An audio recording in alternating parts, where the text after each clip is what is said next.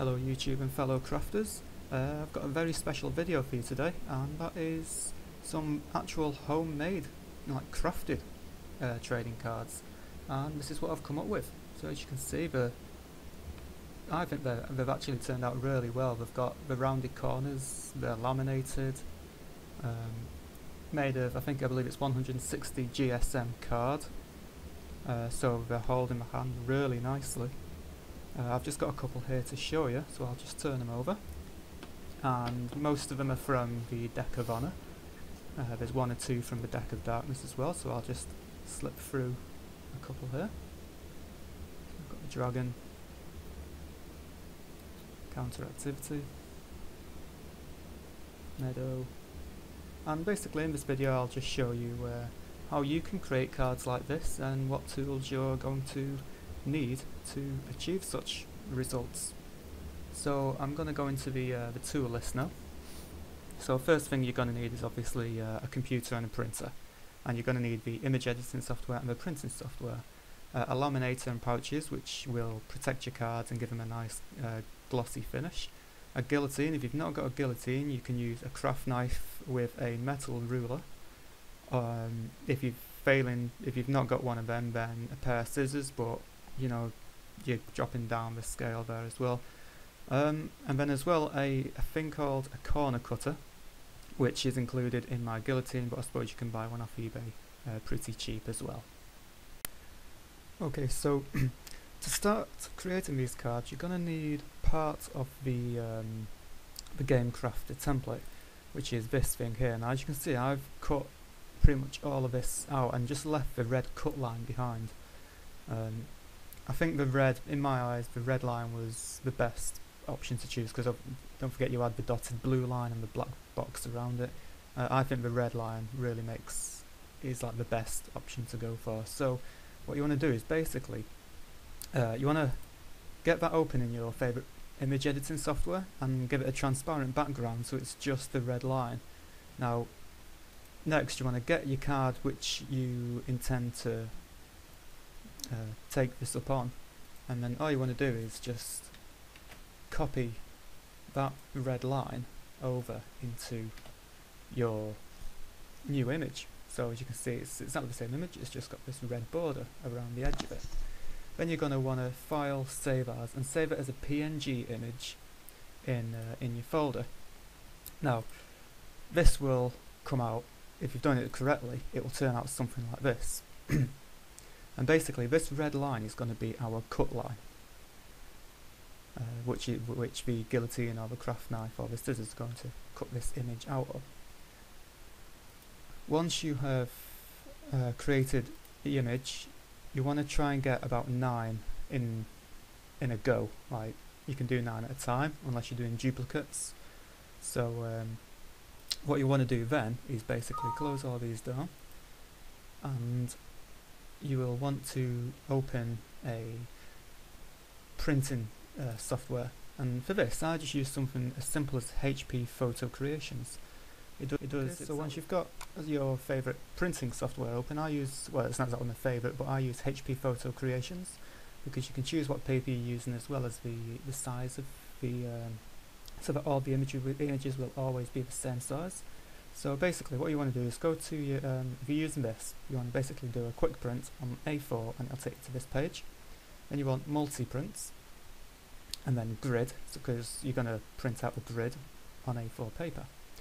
And then obviously if you're using different software it will look a lot different to this.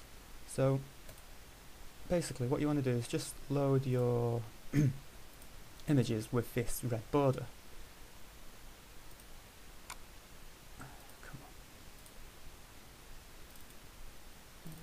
Right. So I should have 9 images here. And then it will load the images into the software for you. So you've got your 9 pictures, or your 9 cards if you like. Then you want to basically set up your print. So on this side it looks like it's saved it from last time. No, it's not. So don't go straight into printing, because if you look around here where this Entombed Demon is, you've got 7.6 height by 5.1 width, and that's not the size we want. If you print them off in that size, you will be getting small business card shaped printouts. So what you want to do is, you want to, over here, you want to change image size, and I think it was 20 by 25, no it wasn't, it was 13 by 18, that's the one. So you want to get it so it says 8.9 height and then 6.3 across, and that's almost identical to the size of a typical poker card. It's, if anything, it's like 1mm off or something like that, but hey ho, what's 1mm? Then you want to choose your printer and then your paper size. Now on here you want to actually find the option which actually says A4. There it is, and then it will, you want to print all pages, landscape. If you go into your settings, you shouldn't have to, but make sure you center them, because if you don't center them and it puts it right to the border, by default your printer will chop off parts of the images. There's no need for mirroring, you don't need to double side them yet. Keep the scaling, and as long as it's on a grid, because obviously you don't want to do one per page. You want to, for efficiency, you want to get as many on one piece of paper or card as possible. So once you've done that, you can go ahead and print the images. Okay, so the cards have begun printing now. I've sped up the video just to save a bit of time. One thing I've got to say though is, take note of which way the paper comes out of the printer, because all you've got to do is flip the paper over and put it straight back in the printer, and don't rotate it whatever you do, so just do exactly what I do. So take it out, flip, straight back in. Don't rotate it whatever you do. Okay, so once you've got your first sheet out of the way, or the face of your cards should we say, you've now got to go back to edit, and then you've just got to remove each one of these. Unfortunately I don't think there's a remove all, so I'm just going to get rid of them. And now what we've got to do is print the backs of the cards. Photos.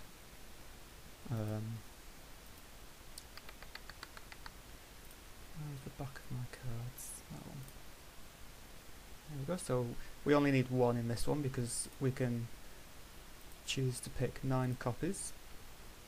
And then again we just need to make sure that these settings are correct. So in this case it's automatically changed the paper size. So we'll go down, switch on to A4, and again it's put everything in a grid for us. Now don't forget how important it is when you put the cards back into the printer. The reason being is because you've got about 1 centimetre at the margin on the left here, but on this side you've got about 1 inch of a margin. So if you've not done it correctly, your backs will be offline with the front of your cards. That's why it's so important making sure that the card has literally been flipped over and put straight back in the printer, because if you forget which way. Okay, so the backs are coming off now.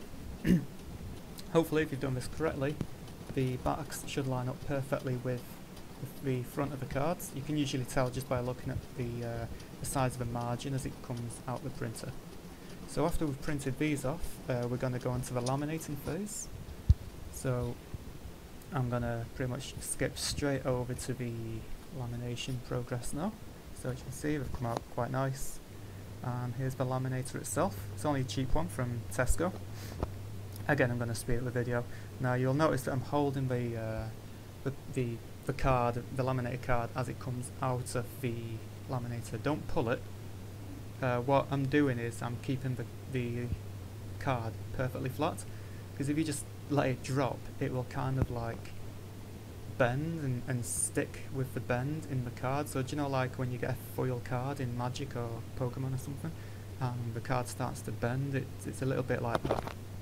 So what I tend to do is just wax something on top, just to keep the curl out of the card.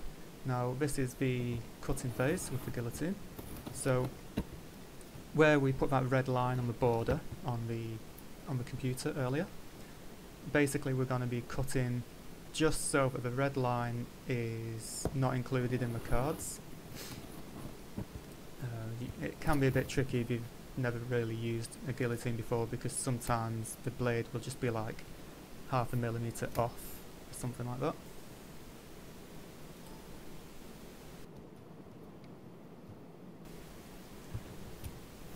yeah, highly agree using a guillotine. I mean, it gives you a perfect straight cut every time. It can be a bit fiddly when you cut in smaller pieces, like as you can see me now, I've got one card left to cut, so you've kind of got to hold it down while you're cutting it. Sometimes it can be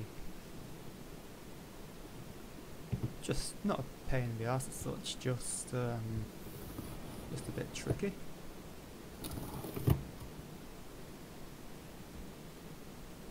Correction, I must have had more than one card left.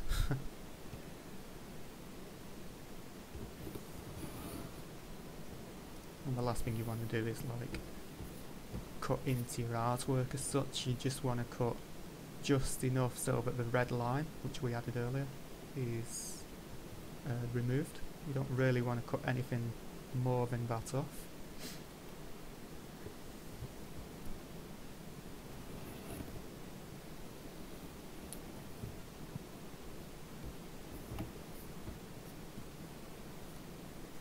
So once you've got like a handful complete, you can just throw the waste away, and then we'll go on to cutting the corners because they're quite sharp.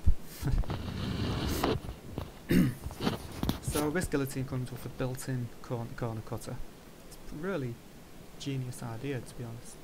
So all you do is you just slap the card into that, and then you just push down like so. Do that on all four corners. I mean, obviously it's a lot faster when you're using two hands, but in this case I'm using my phone for my camera, and I'm trying to cut these corners off as well. But once you've done that, I'll tell you what, the finish on that is it is up there, I'm going to say that. I mean, it does really make you consider piss off. It does really make you consider not using the Game Crafter. I mean, because when you live in the UK, the postage for the Game Crafter is about £15, and that's the basic version for small packets, and it is expensive. So this, this could be a possible suitable alternative to using the Game Crafter for people who live in the UK. I mean, obviously, if the major audience for a homemade TCG is in America, then it makes sense to use the Game Crafter. But really, you've just got to know where your viewers come from. So that's the video, guys. I hope you enjoyed the video, and I hope it was useful for your homemade TCG crafting needs. Yeah, so I'll see you all soon with another video regarding the Deck of Darkness. See you later.